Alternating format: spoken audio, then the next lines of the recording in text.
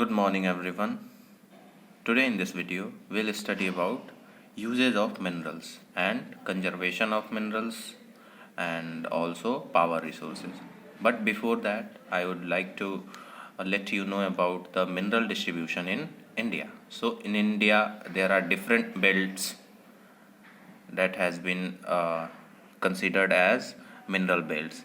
So first belt is northern belt. Okay, so northern belt में आपको you will find only non-metallic minerals because in Himalayan range and Rajasthan Indian Great Plains you'll find only non-metallic minerals like mica, gypsum. Okay, and if you see the southern belt comprises of 4 or 5 states like Karnataka, Andhra Pradesh, Tamil Nadu. Okay, this belt is very rich in minerals. ये जो belt है ये minerals में बहुत rich है. ठीक है, आप देख सकते हो this is south India portion. मैं धीरे हल्का हल्का पोर्शन बना के आपको बताऊंगा.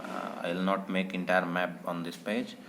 Okay, so this belt here, this belt is called south belt. Okay, इस बेल्ट ये प्लेट्यू रीजन है इंडिया का and we know plateaus are form due to the metamorphic and igneous rocks. Okay, so इन rocks में क्या मिलते हैं? इन rocks में हमने पढ़ा है कि मेटामॉर्फिक और इन इग्नियस रॉक्स में मेटालिक मिनरल्स मिलते हैं. ठीक है, तो मेटालिक मिनरल्स यहाँ पे आपको मिलेंगे both ferrous and non ferrous. ठीक है, तो आयरन कर्नाटका में बहुत अच्छे खासे अमाउंट में पाया जाता है. कर्नाटका में गोल्ड का भी, भारत में सबसे बड़ा रिजर्व जो है कर्नाटका में ही है गोल्ड का, कोलार डिस्ट्रिक्ट में. ठीक है, उसके बाद कॉपर, निकेल, ये सब भी यहाँ पे मिलता है. नेक्स्ट बेल्ट है भारत में जो मिनरल डिस्ट्रीब्यूशन का, वो है सेंट्रल इंडिया, सेंट्रल हाईलैंड. वो भी एक प्लेट्यू रीजन है. सेंट्रल हाईलैंड अगर मैं बनाना चाहूँ तो वो क्या होगा? सेंट्रल हाईलैंड लाइक ओके, ये वाला रीजन जो है, this region is central highland region. Okay, इसमें छोटा नागपुर प्लेट्यू झारखंड में है. उड़ीसा में, मतलब उड़ीसा एक तरह से इंडिया का चाइना है. ठीक है, जैसे चाइना दुनिया में हर एक मिनरल्स को सबसे ज़्यादा प्रोड्यूस करता है, उसी तरीके से उड़ीसा में भी भारत में सबसे ज़्यादा मिनरल्स पाई जाती हैं. ठीक है, उड़ीसा में आयरन सबसे ज़्यादा मिलता है. ओके, बॉक्साइट भी सबसे ज़्यादा मिलता है. ठीक है, और उसके बाद से आप झारखंड देख लो. झारखंड में जो आयरन, कोल, ये सब बहुत ज़्यादा अमाउंट में अवेलेबल है. ठीक है, छत्तीसगढ़ में भी आयरन है, कर्नाटका में भी आयरन है और मध्य प्रदेश में भी आयरन है. ठीक है, आयरन के अलावा इसमें क्रोमाइट, बॉक्साइट, ये सब जो है मिनरल्स यहाँ पे पाए जाते हैं. ठीक है, तो आप लोग ये जो मैं स्टेट्स बता रहा हूँ, उड़ीसा, झारखंड, मध्य प्रदेश, बिहार में भी लाइमस्टोन वगैरह पाया जाता है, मिका पाया जाता है. ओके, याद रखना मिका का जो सबसे बड़ा उत्पादक देश है वो कौन है? इंडिया है. ठीक है, नेक्स्ट बेल्ट है वेस्टर्न बेल्ट. ठीक है, तो वेस्टर्न बेल्ट में भी यही सेम कंडीशन है. महाराष्ट्र में अगेन क्या है?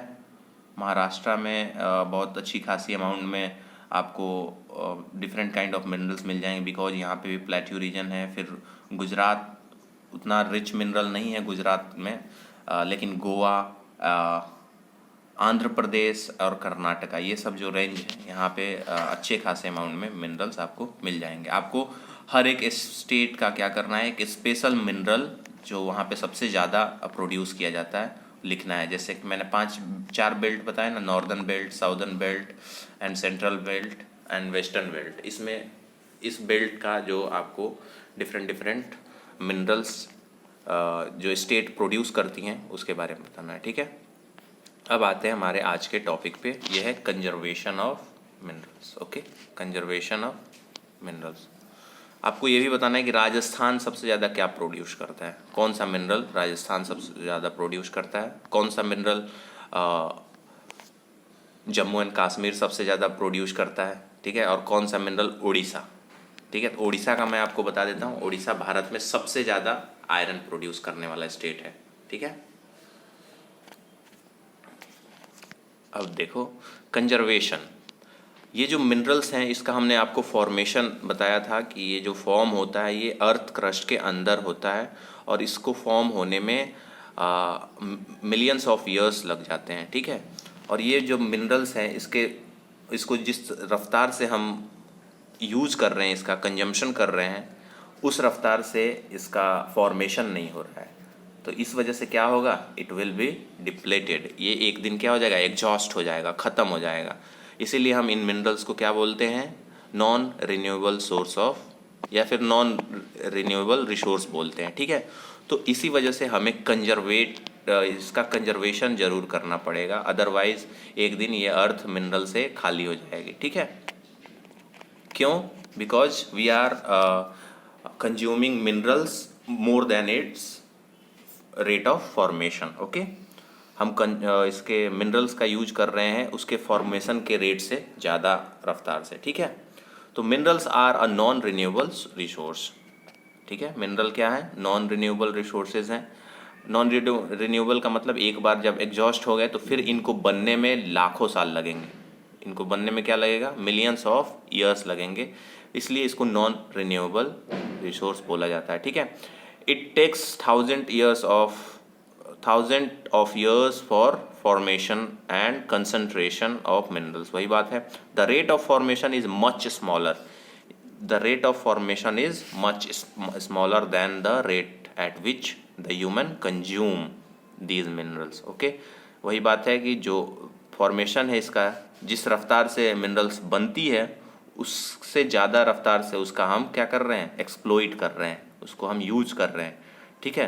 तो इससे बचने के लिए क्या है, it is necessary to reduce wastage in the process of mining. अब हमें क्या करना है, हमें जब हम मिनरल कैसे हम हासिल करते हैं, माइनिंग करके। तो माइनिंग करते समय हम बहुत सारी बैड टेक्निक्स अडॉप्ट करके उसकी वेस्टिंग को इंक्रीज कर देते हैं, मतलब हम वेस्टेज पे ध्यान नहीं देते हैं, ठीक है। छोटे छोटे अमाउंट का जो वेस्टेज होता है उसको हम बिल्कुल कंसिडर नहीं करते हैं, जिसके वजह से अगर आप एक बार एज अ होल उसे कैलकुलेट करो तो बहुत ज़्यादा वेस्ट हो जाता है, ठीक है, माइनिंग के दौरान। Got it. तो इस वेस्ट को हमें क्या करना होगा, रिड्यूस करना होगा, ठीक है, माइनिंग के दौरान। और जो मेटल्स हैं इनको रिसाइकल करके हमें बार बार यूज करना होगा। तो रिसाइकलिंग, वेस्ट रिड्यूसिंग और रीयूजिंग, ये प्रोसेस आपने बचपन में भी पढ़ा होगा, RRR का, okay. Recycle, reuse and reduce. इस तरीके से हम हर एक चीज़ को क्या कर सकते हैं, हर एक इम्पॉर्टेंट रिसोर्स को कंजर्वेट कर सकते हैं, ठीक है। देखो यहाँ पे आपका वो साइकिल दिया हुआ है, reuse, reduce and recycle, okay, समझ रहे हो। अब देखो, सॉरी यहाँ पे एक मैंने वो छोड़ दिया, यूजेज ऑफ मिनरल। तो यूजेज ऑफ मिनरल बहुत ही इजी है। मिनरल्स हम जानते हैं कि क्या क्या हम पाते हैं मिनरल्स में। तो फर्स्ट ऑफ ऑल Fe, लोहा, फिर कोल। किसी भी इंडस्ट्री को रन करने के लिए ये दो चीज़ें बेसिक हैं, ठीक है। लोहा चाहिए, लोहा से बनेगा स्टील, और कोल चाहिए पावर को पावर प्रोड्यूस करने के लिए, ठीक है। जब आपके पास कोल और आयरन इंडस्ट्री है, मीन्स इसके रिजर्व्स आपके पास हैं, तो आपका जो इंडस्ट्री है वो रन करेगा। और उसके बाद से हम डिफरेंट मिनरल्स का यूज़ करेंगे, जैसे कि कॉपर हो गया, क्रोमाइट हो गया, ओके, मैंगनीज हो गया, एल्यूमिनियम हो गया। एल्यूमिनियम कहाँ से निकलता है आपको पता है, ठीक है। सो इन सब चीज़ों का अलग अलग जगहों पे इस्तेमाल है, जैसे कि कॉपर का इस्तेमाल और एल्यूमिनियम का इस्तेमाल पावर सेक्टर में किया जाता है। Power sector means electricity, electric devices बनाने में, इलेक्ट्रिसिटी को ट्रांसपोर्ट करने में किया जाता है। Got it. उसी तरीके से आयरन का इस्तेमाल हैवी व्हीकल्स बनाने में, एल्यूमिनियम का इस्तेमाल भी व्हीकल्स बनाने में किया जाता है, मीन्स ऑटोमोबाइल सेक्टर में किया जाता है। Got it. तो ये बातें हैं। Minerals are used in many industries, mineral कई इंडस्ट्रीज में यूज़ की जाती हैं, ओके।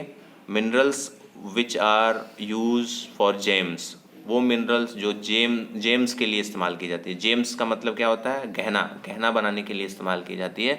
वो जनरली क्या होती है, बहुत हार्ड होती है, जैसे कि गोल्ड, डायमंड, ये सब क्या है, बहुत ही ज़्यादा हार्ड मटेरियल है, ठीक है। These are then set in various styles of jewelry. Okay और ये जो इसकी हार्डनेस है इसका यूज़ करते हैं हम, इसे मेल्ट करके डिफरेंट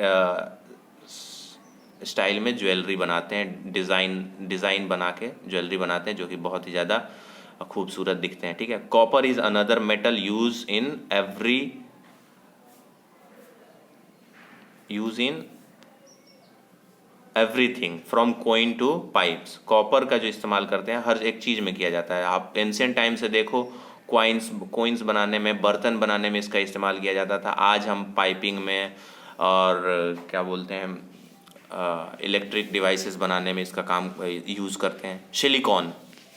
सिलिकॉन का इस्तेमाल कहाँ होता है? आज की जो पूरी इंडस्ट्री है हम जिस पे पढ़ रहे हैं वो किस चीज़ का बना हुआ है? सिलिकॉन का बना हुआ है। ठीक है, आपको ये बताना है सिलिकॉन वैली कहाँ पे है, सिलिकॉन वैली कहाँ पे है, और इस जगह का एक और नाम है, इसको सिलिकॉन वैली क्यों कहा जाता है। ठीक है, ओके। सिलिकॉन का यूज कहाँ किया जाता है? आईटी सेक्टर में। कहाँ पे किया जाता है? आईटी सेक्टर में। जितने भी कंप्यूटर या आपके मोबाइल फ़ोन, इलेक्ट्रॉनिक्स डिवाइसेस हैं, ये सब किस पे बनी हुई हैं? सिलिकॉन से बनी हुई हैं।